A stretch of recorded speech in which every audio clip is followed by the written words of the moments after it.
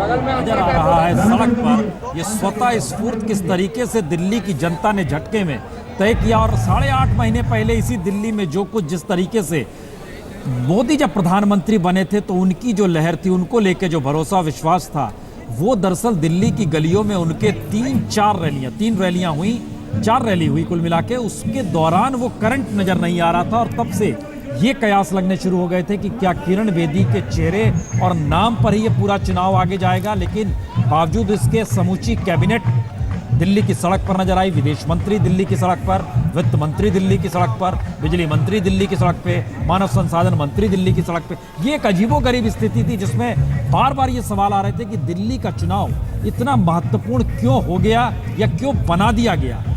मुझे लगता है दिल्ली के सड़कों पे नहीं, दिल्ली की गलियों में, दिल्ली की गलियों में। तो क्या ये कहा जा सकता है उर्मिलेश जी कि दिल्ली की गलियों ने शायद उलझा दिया इस सरकार को?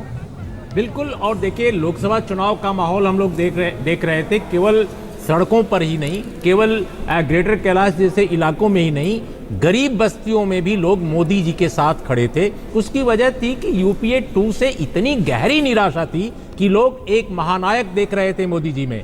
लेकिन 8 महीने, महज 8 महीने में जिस तरह ग्राफ गिरा है, देखिए, मैं बिल्कुल नहीं मानता कि ये दिल्ली का चुनाव सिर्फ दिल्ली में बिजली पानी के बल पर लड़ा गया है। नो, कहीं न कहीं जो एक निराशा है केंद्र सरकार से, लैंड एक्विजिशन बिल को भी, अध्यादेश को भी लोगों ने समझा, लेबर रिफॉर्म्स राजस्थान से लेकर दिल्ली तक जो कह रहे हैं उर्मिलेश जी, लेकिन आंकड़े आपकी बात से मेल नहीं खाते। आंकड़े ये कह रहे हैं कि 2/3 लोग दिल्ली के मोदी जी के काम से खुश हैं। देखिए, सरकार से एक आंकड़ा आया था, राजनीतिक विश्लेषण है कि लोग नाखुश हैं, आंकड़े ये नहीं बताते। राहुल आपकी बात सही है।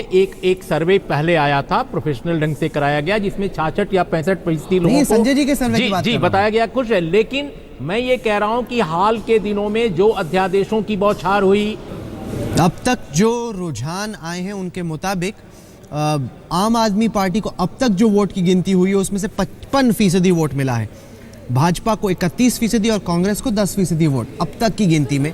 और अजय माकन अब करीब 7000 वोट से अपनी सदर बाजार की सीट से पिछड़ा। राहुल, सबसे महत्वपूर्ण यह है कि संघ आरएसएस इस बार उतरा था और हो सकता है कि केवल 10 दिन पहले, लेकिन संघ का ये जो उनका एक कर्मठ जो संघ का होता है, पूरा का पूरा वो टेक ओवर कर लेते, इस बार क्या दिखाई दे रहा है यहाँ पर? अगर आप 31% वोट कह रहे हैं, दूसरे को 55 मिल रहे हैं आम आदमी पार्टी को, तो क्या ये अब भाजपा की राजनीति में भी संघ का प्रभाव, क्या आप कहेंगे जो 31% आया है उसमें संघ का ही योगदान ज्यादा है और भाजपा का उससे भी कम है?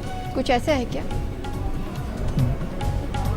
40 का आंकड़ा आम आदमी पार्टी क्रॉस कर चुकी है और अभी 19 सीटों के रुझान आने बाकी हैं, यानी कि ये 50 से ऊपर आराम से निकल सकता है। संजय जी, बिल्कुल, बार बार इस बात को हम दोहरा रहे हैं। मुझे उम्मीद थी कि 50 का आंकड़ा जरूर पार करेंगे।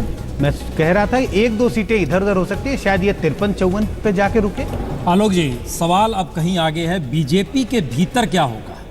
क्योंकि ये एक ऐसी हार है जो वाकई बीजेपी के भीतर जो मैसेजेस थे उसमें दिल्ली के सांसद ही नहीं, दिल्ली के कद्दावर वीके मल्होत्रा कहाँ थे, विजय गोयल कहाँ पर थे, जगदीश मुखी अपनी सीट पे उलझे हुए थे,